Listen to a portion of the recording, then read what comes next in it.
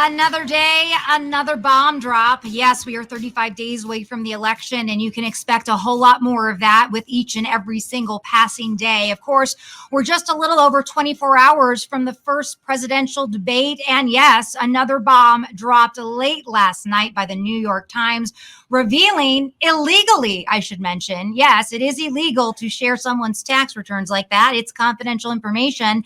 The tax returns of President Donald Trump, alleging, well, he hasn't paid a lot, very much in the last 2 years, specifically 2016 and 2017 tax years. That was bomb number one. But of course, everyone is still talking about the controversial SCOTUS nomination of ACB, the notorious ACB, Amy Coney Barrett, and so much more. We're going to go over all of that this morning. So stick with us. If you want to be a part of the conversation, I would love to hear from you, specifically 702-221-7283. With me today, I do have a guest host, John Moore. John, I want to welcome you to the show again. Say hello to all the folks at home.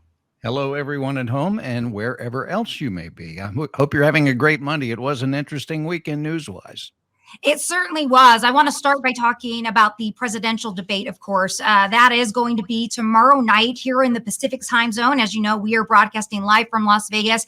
That is going to be at 6 p.m. And I'm going to go out on a limb here and say that those first 30 minutes of this debate are going to be the most important 30 minutes of the campaign for both the president and Joe Biden, because 9 o'clock at night on the East Coast, yeah, people may watch that for a little bit more than 30 minutes. On the West Coast over here, people are getting dinner. They're still dealing with the kids. I think you're going to have high viewership for the first 30 minutes, and then it's going to wane off considerably. And how the president and how Joe Biden answer these questions from Chris Wallace, I think are going to make all the difference in the world. And one of the big questions, is it going to be style or substance that is going to matter most in this presidential debate?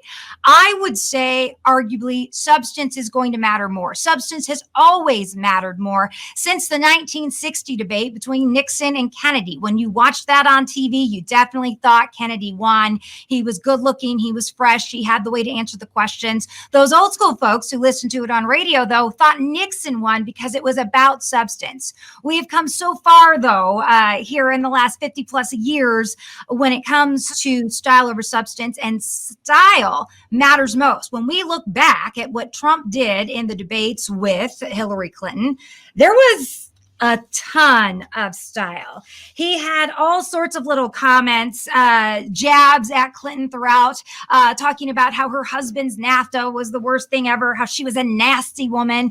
It was all about the substance, all about the style, not the substance. John, would you agree, disagree? Let's have a debate about it.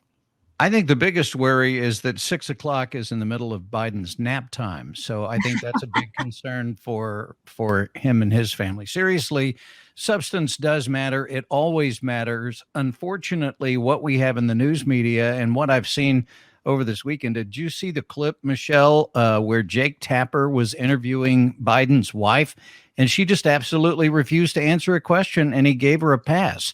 And I sat there and watched that, and I thought, there was a time when the media would never have given anyone a pass, even if they absolutely supported that candidate. So what you have is propaganda for the Biden camp, and you have the New York Times illegally releasing Donald Trump's taxes. Will anything happen to the New York Times? Probably not. It never does. If they ever do print a retraction, it's buried way in the back. But I do think substance matters, and I'm anxious to see how much substance Wallace brings to this. You made a comment on one of the previous shows that you like Chris Wallace a lot. There are a lot of people who do not like Chris Wallace, and it seems that there are times where Chris will just keep on until he doesn't get the answer to his question. But this may be exactly what we need as viewers tomorrow night, Michelle. Well, I don't think you're going to see a lot from Chris Wallace tomorrow night. That's not necessarily Chris Wallace's style as a debate moderator, and we saw that in 2016.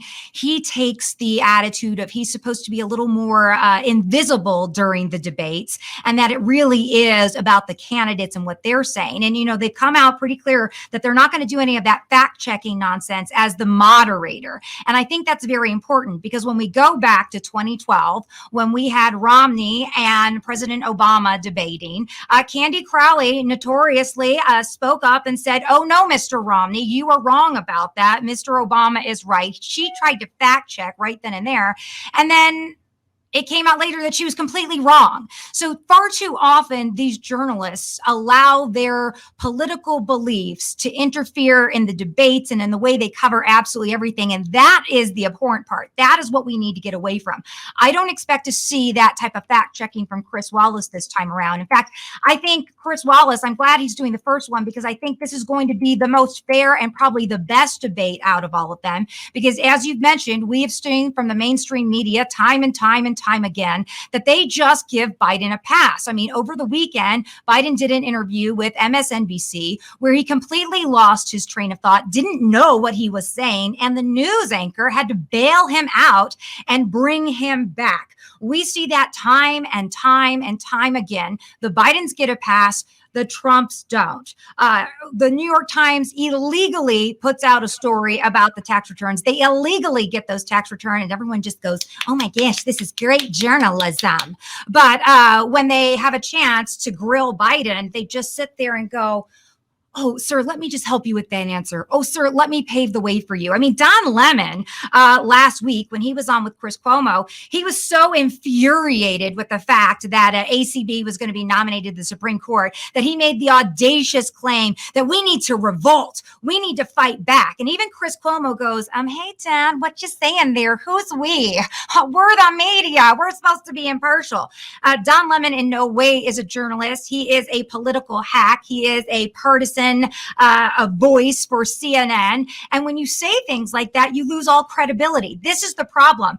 I saw that a Gallup poll has recently come out that 84% of Americans believe that the media alone is responsible for the divisiveness in this country.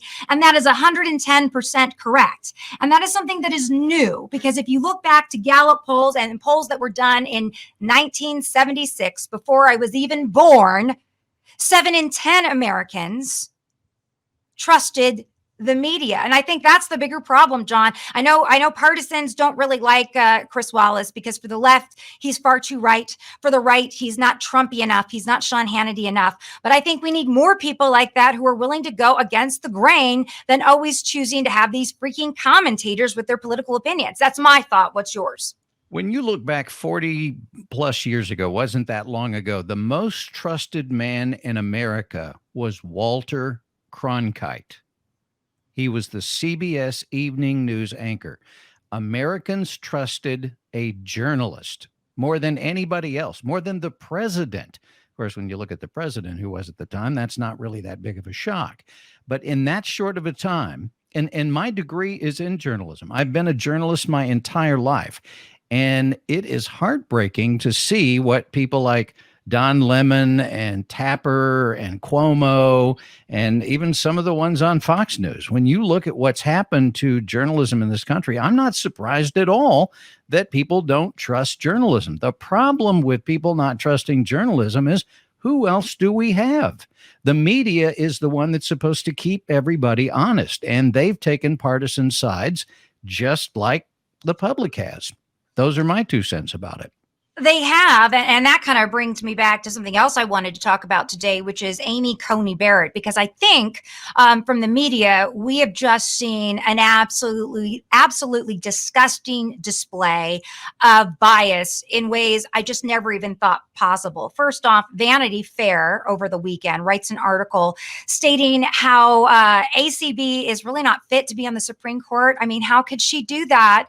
She's a mom.